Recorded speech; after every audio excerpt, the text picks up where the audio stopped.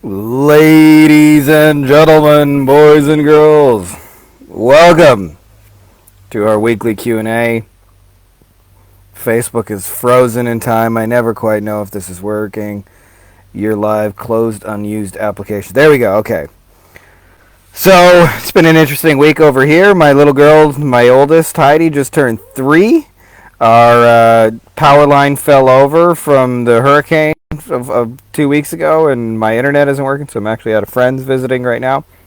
And the world's going a little bit crazier every day.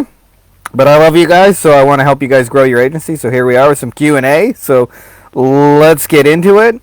Ladies and gentlemen, boys and girls, children of all ages, Frankie Finn proudly brings you a weekly Q&A. All right, so we got some good questions. I don't think we'll go super long today, but let's get into it. Muhammad asks, how do you guys land clients for your agency? I manage Facebook ads for e-commerce business only. The clients I all came through other clients recommending me. Love what I do and good at it. Now that I'm looking to expand, what do you suggest me to do to gain more clients, or what is the best way you have found to work the best? Thanks in advance, Muhammad. So you got two things working for you, Muhammad. You got happy clients who are referring you without you doing anything. And that means if you pour gasoline on that fire, you will make that happen more intentionally, more consistently. So I would do two things to make that happen more consistently. One is I would give the client a little thank you gift for all they've done to refer. And secondly, I would give them an offer to make it really easy. And I found the best offer, maybe not the best offer, but an offer that works is just to, hey, anybody you know who is interested in doing this kind of thing, I'm giving away $1,000 free account audit, and usually I can show them how to save or make $1,000 just from looking in it for 10 minutes, and I'm happy to give them that for free. If they want my advice and help, I'll be happy to give it to them, but there's no pressure or no obligation. I'm not going to hard sell anybody you recommend. It's just my way of saying thanks. Secondly, if you got happy clients, by the way, turn those into case studies, because that's the best advertising you're ever going to run. You want to go get clients?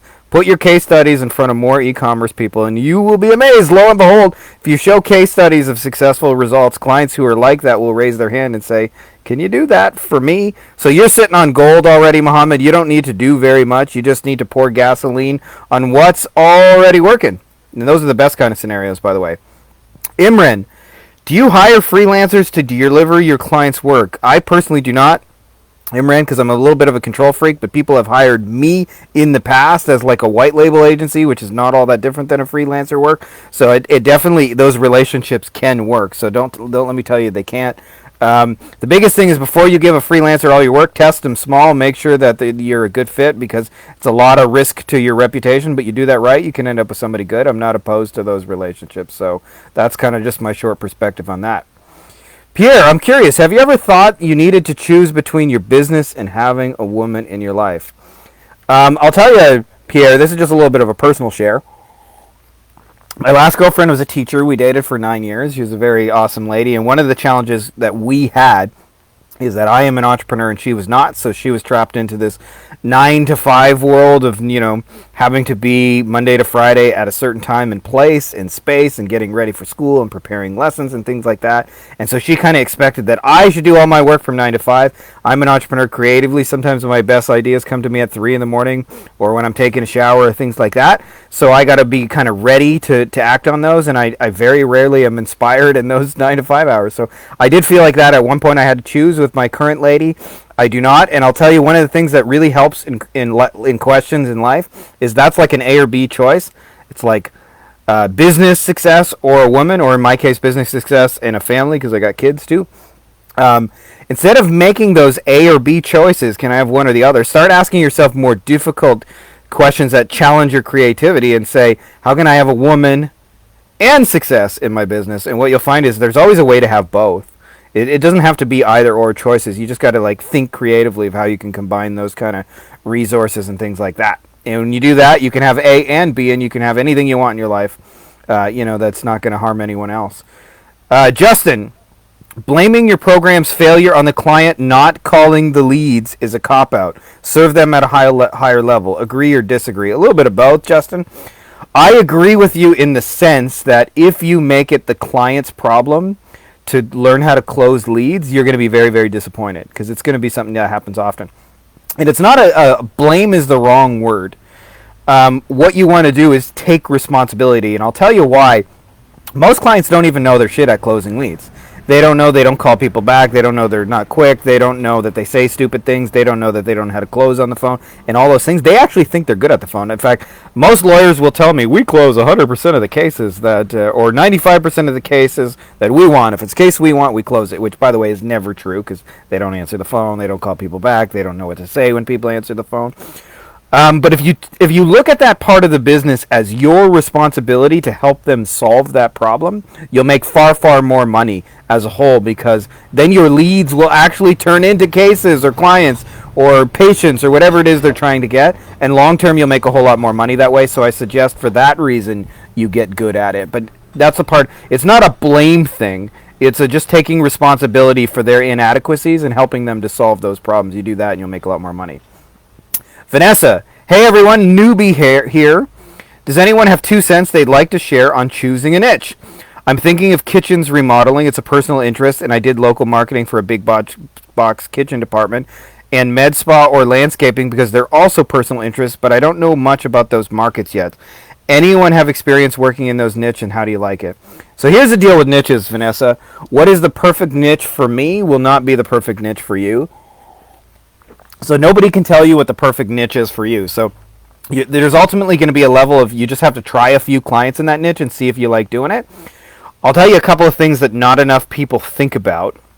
One of those is, as you've mentioned, personal experience and personal interest. If you like the niche or have an interest, so like for me personally, I'm not saying I'm in love with the law or legal or anything like that, but lawyers deal with a lot of bureaucracy. They deal with a lot of pointless meetings. A lot of people don't respect them. They have a bad reputation. Marketers, by the way, have bad reputations as a whole. That doesn't mean you personally, but as a whole, the industry does. And things like that. And so, and their clients very rarely understand what they're doing for them, things like that. So on a lot of levels, I relate to their thing, and so I have real empathy for these people. And they work long hours and work 80 hours a week and things like that. So I'm not necessarily in love with the law, but I do have a great deal of empathy for those people. You can't fake empathy. I found like we did stuff with like roofing niches and stuff like that, and we were able to generate them business and even make money. But I don't know. I'm not a work with your hands guy. These are little girly hands. I should move them away so you can see how small and girly. They're soft hands. I work more with this thing and a little bit like this. So for you, if you have real experience in there, that's going to be a helpful factor in choosing a niche. I would also say think about specializing in the highest value work within the niche, the sub-niche, the niche within the niche. You do that, you'll find your life a lot easier. But ultimately, it's going to come down to work with a couple of clients, see if you like doing it. Because the most underrated part of growing a business, by the way, by far is it fun? I know, nobody thinks about that. Like, I just want to make money. But ironically, the less fun it is, the harder it is to make money. So the more you enjoy that growth, the easier and better it's going to be for you as a whole, Vanessa. Van, how do I go about approaching local restaurants? It's been over a year since I noticed a lot of my local restaurants don't have websites. I don't really like the method of cold calling the restaurant and ask for the manager so I can make a proposal. How do I go about getting in touch with the managers to build their websites and such when they don't have an email website or social media accounts I can reach out to? My idea is I create the proposal on a paper, put all the papers in a binder, then drop it off at the restaurant and ask to give it to the manager and leave so the manager can have a look and contact me if interested. What do you guys think? Let me know. I actually think, Van, your idea is great. If you're trying to, if your goal is to reach restaurants that don't have a website, I would just give them some details about what people are using the website for. Like maybe they can order online, or maybe it has their menu and their contact info and their hours and the questions they all get asked again and again, and explaining how it's valuable. And then I would make like a really killer offer about an intro website, especially if you have a second service to sell them. By the way, I think about that as well. You know, like once they say yes to the website, what's thing number 2? Are you going to help them get traffic to it and so forth? But I really like your idea. Just drop some handwritten notes. Alternately, what I may do if I was in your shoes is just to have somebody go through, call the list of restaurants, ask who the manager is, put all that data in a spreadsheet, and then use like a service like Click-to-Mail to send them direct mail. But I really like your methodology, so I don't think you need to change very much in there. That's a good approach, I think, in my opinion. Ford. Question, as an agency owner, do you expect your VAs to do all things for you at the beginning If not, are you willing enough to train them and make them familiar with all things you do, be good at it, and then outsource it to them? So Ford, I know just from experience, you're a virtual assistant actually asking that question, and this I thought was a really, really good one. So interestingly enough, when I first hired VAs and I just left them to do their own things, no trainings, no SOPs, and thinking they would be pre-qualified, I would say probably less than 1 out of 20 people turned out to be a good employee. I had a lot of bad ones, and in hindsight, I realized like a lot of that was ultimately my fault because I didn't prepare them well. There are some exceptions where I still think that's how you should do somebody or have somebody. Like, for example, if I'm hiring somebody to do a specialty skill like Facebook ads, I expect them to know how to run Facebook ads before I do a single ounce of training or SOPs or anything like that. Like, they should know how to run a Facebook ad if they're doing that. Now, having said that, for all other things, I put all of the 100% on the onus on me. I should be able to train you properly.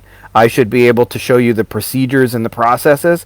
I should be able to help walk you through it. I should be able to answer questions, or whoever is the manager working at that agency. But if you just expect that person's going to walk in and automatically know your business and your little nuances and details and things like that, you're going to be disappointed a whole lot as an agency owner. And you'll find that the more you have the right procedures and processes and systems and details and things like that, you'd be amazed that more employees will be good ones than bad ones. And you can get some really excellent ones in there too when you have like a really good place to work for. So I think you as the agency owner are ultimately responsible for that if you're going to put that in place for people. Pablo. All right, first of all, thank you for accepting into the group, of course, Pablo. All the good vibes and knowledge. We're at a stage 1 agency with a few clients, lawyers, real estate, and industrial maintenance, business to business. I have 2 questions. How do you people charge to healthcare centers and dentistry? Only fixed fee or a mix of fee plus variable against results? If a variable scheme is chosen, the results are leads or sales. After reading the book, the plan is to move to health niche for the assets. Thanks in advance. I'm from Chile, and sorry for the poor grammar, Pablo. Your grammar's perfect, better than most native speakers. I answered this in the group, but I also wanted to answer this as well, just because I think a lot of people would benefit. So this is a really good question, Pablo. Is like going after the assets and like thinking about what you're doing. In this one, how do you charge people? Well, there's really only 3 ways you can charge people, by the way. And one of those is a retainer. I shouldn't say there's only 3 ways, but there's typically 3 ways most people do it. You can do a retainer, and that's very, very common how most people, I'd say probably 90% of agencies are charging on retainer. And just because that's how most agencies charge doesn't mean it's the best way of doing it. Second way is to be paid entirely on performance. Pay per result, all those kind of different performance models, those work. And then the third is a mixture of both, is a flat monthly fee plus a bonus of the upside. You see this a lot in e-commerce. But just because only the e-commerce does it doesn't mean you can't do that with a dentist. You can charge a dentist, I don't know, $1,000 a month or $3,000 a month or whatever your price is, plus a percentage of everything you do to help grow his business. And most times they'll be quite open to that. So here's what I'm saying. In your case, I know you're just starting out or at that stage. So retainers are probably going to be the most attractive because you're, that stable monthly income is like just kind of a game changer when you're trying to get started. But what I would say is probably the third option of having at least a percentage of the upside. So when you win with a client, you win really big. Now, the other thing you asked for is, do I get paid for like a result, meaning like a signed patient that came in the door and work with them, or for like a phone call generated, like a lead? And in general, if you can get your hands on the signed case or the signed client or signed patient, that's the best deal. The problem is with dentists is there's a lot of HIPAA restrictions, there's a lot of back end info, there's a lot of transparency, so it's pretty tricky to get that info. And usually, just to keep it simpler, you're going to want to ask for just like a price per lead, price per sale, because it'll make your life a whole lot easier in general. So I would suggest going with that angle as a whole. Is just monthly fee plus a little bit of upside every time they win, and you'll have a great system for that. And then once you get to work with the client, if after like 3 to 6 months you're really close and you're really happy and you really like each other, then you may want to try and switch to the, hey, just pay me on performance kind of thing, because you'll already know how much that's working for you already, and you'll know whether it's a good client to be transparent with you or not. Ryan, hello group. What is the best way for me to take my operations to a better level and sign year contracts with clients as opposed to month-to-month type arrangements? What mindset do I need to have and convey when making my initial presentation for my services? Ryan, those are kind of like 3 different questions, so I'm going to answer them in stages. Question number 1, what's the best way for me to take my operations to a better level? Usually the answer is a combination of 2 things, and it depends on where you're at with everything. It's a combination of systems and processes. I guess I'm seeing myself in a mirror here. Systems and processes over here, great people over here. You put those 2 things together. You have systems and processes, so everything is like laid out step by step that you do in your agency, and you have great people over here, and you put them together, your operations will be amazing. And there's 4 operations that you want to run in your agency: how you get the clients, in other words, your sales and your marketing; how you deliver the value, in other words, your like deliverables. The 3rd is how you hire and train and bring on people, and the 4th are those little extras you do for people. Those are the 4 things you got to systematize in an agency, in order, by the way, depending on where you're at. Do that, and you'll make your delivery really, really tight. If you're interested, maybe I may do a little training and show you guys the inside of how we've got our agency set up. How to sign year-long contracts with clients as opposed to month-to-month type arrangements. Usually, typically, year-long contracts or longer come as a result of what you do to pre-sell, and a lot of that means case studies, case studies, case studies. The more you can prove demonstration of result, the less resistance you will get to the idea of year-long contracts.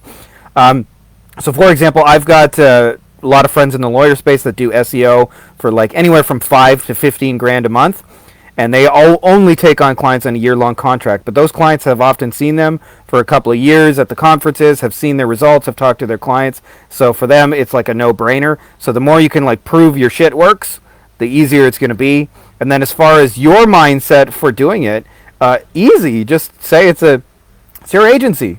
If that's how you want to run it, you just say that's a condition of doing business with us. You got to sign a year-long contract. So don't make it any harder than it needs to be. Is like, just say, hey, we work on year-long contracts. Is that a problem for you?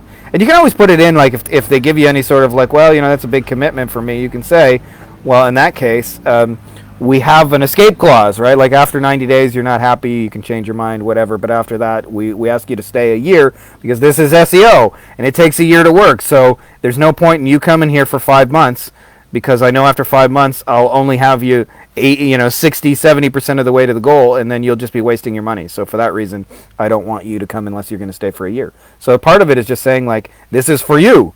It takes me a year to rank you. I need you to be ready for that kind of commitment if you're going to do this, because otherwise it's not going to work for you. So that's all I got for you guys this week. If you're interested, by the way, I've got about 5 spots left. We got a little free trial for the mastermind. Or not a free trial, sorry, a 90-day trial. If you want some details on that, hit me up and just a little PM. But that's all I got for you guys. The replay of this will be on YouTube. We got some other cool stuff, and hopefully my internet comes back so that I can have some more cool regular stuff for you guys. But much love for you guys agency owners, for real. I say this, and I mean it with all sincerity. You're the coolest motherfuckers on the planet. So I love you guys, and that's all I got for you guys in this video. So may the force be with you.